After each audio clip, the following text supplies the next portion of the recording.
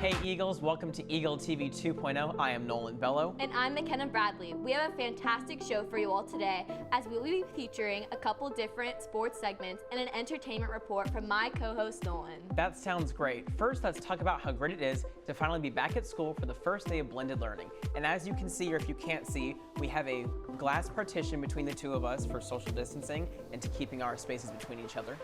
But let's talk about how great it is to be back for the first day of blended learning.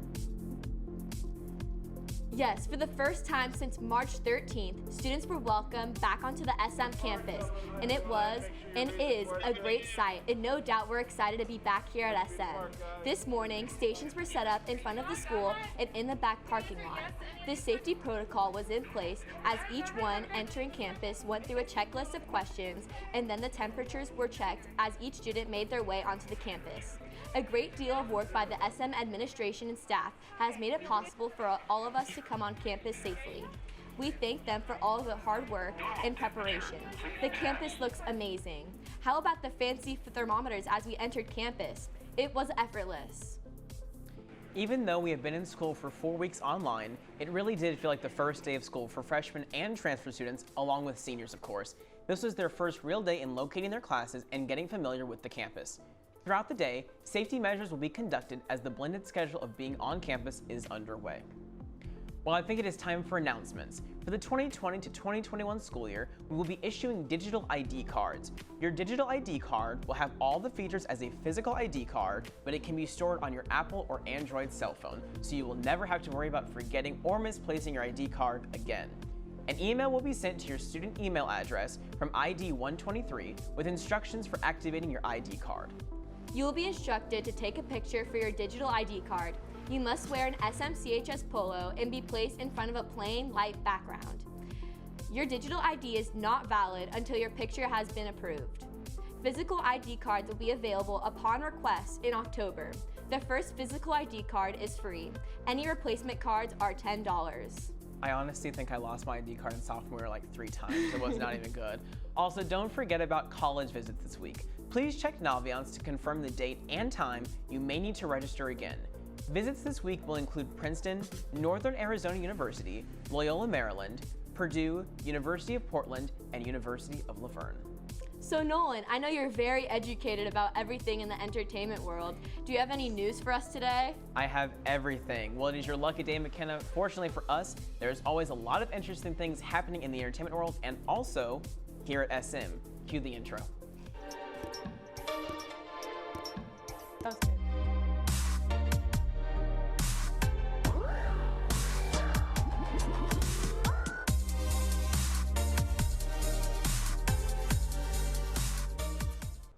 This weekend in the entertainment industry was a big one, beginning with the first award show that took place during the pandemic. On Sunday, the 72nd annual Emmys took place with Jimmy Kimmel as the award show's host. Unlike the past, this year each guest attended the awards virtually, and this year we had some groundbreaking winners. Beginning with Zendaya, who made history becoming the youngest Emmy winner for Best Lead Actress in a Drama Series for her role as Rue on HBO's Euphoria. At just 24 years old, she surpassed acclaimed actresses such as Sandra Oh and Jennifer Aniston. Zendaya dedicated her speech to those her age who make a difference in our world. She said, and I quote, "There is hope in the young people out there. To all our peers out there doing the work in the streets, I see you, I admire you, I thank you." Next, for this one show, it was a record-setting night. Schitt's Creek finished its 6th season run by taking home 7 Emmys, including Outstanding Comedy Series Award. With its additional 2 trophies at the Creative Arts Emmys, the show has now set a new record for most Emmys won by a comedy series in one season. Daniel Levi, who plays David Rose, cannot have said it best, quote, "Our show at its core is about the transformational effects of love and acceptance, and that is something we need more of now than we've ever needed before." Now, as everyone knows, once the tea is spilled, you have to get to the bottom of it. And that's exactly what the Ellen DeGeneres Show has been doing the past couple of months. After ousting 3 of the show's top producers amid internal allegations of sexual misconduct and racial insensitivity, an investigation with Warner Brothers took place, and season 18 premiered yesterday, Monday, September 21st. Ellen DeGeneres began the show by addressing all the allegations and by saying, quote, "We've had a lot of conversations over the last few weeks about the show, our workplace, and what we want for the future. We have made the necessary change, and today we are starting a new chapter.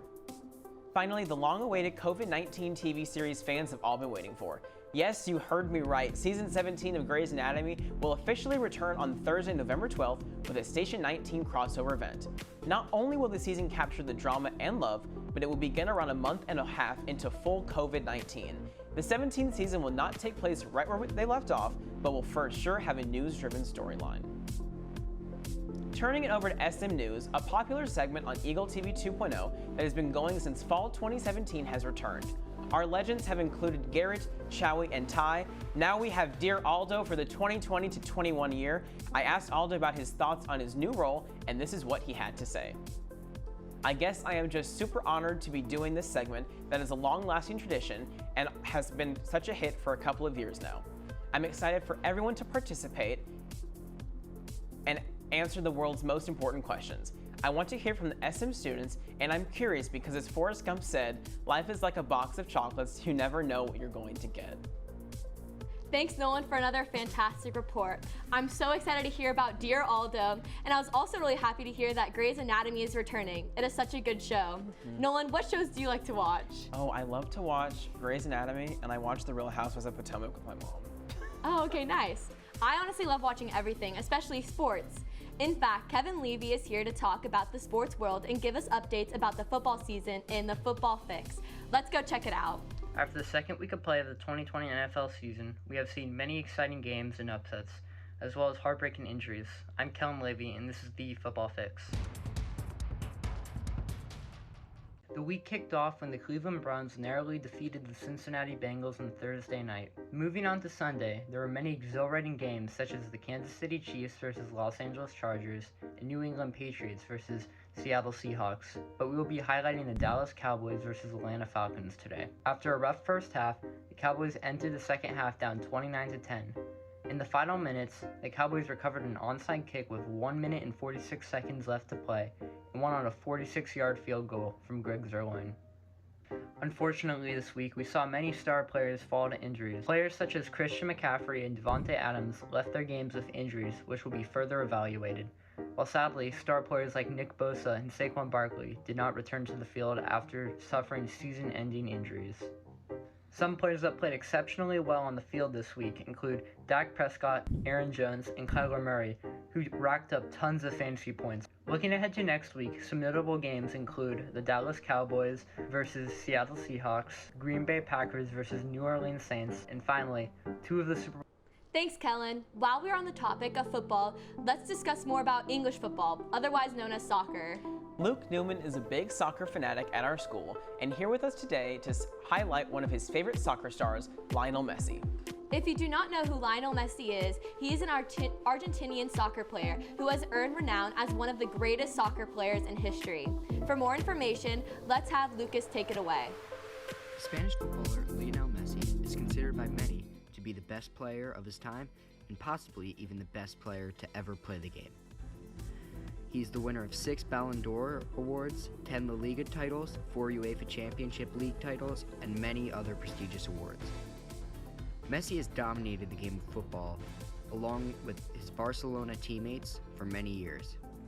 But after a devastating loss to Bayern Munich, in which the score was 8-2, in the Champions League semi-finals, Barcelona has started rebuilding their club. In this rebuilding, they have let go of many other players who Messi has played with for many years. Messi is currently 33 years old and is not as dominant as he was in his younger years. Messi stated that he wanted to change teams to play for Manchester City under his previous coach, Pep Guardiola. He expressed his dissatisfaction with the club and is not happy there, but he is bound into a contract and no teams have enough money to buy the superstar. What does this mean for the future of football and the future of one of the greatest players of all time? And is Messi out of his prime?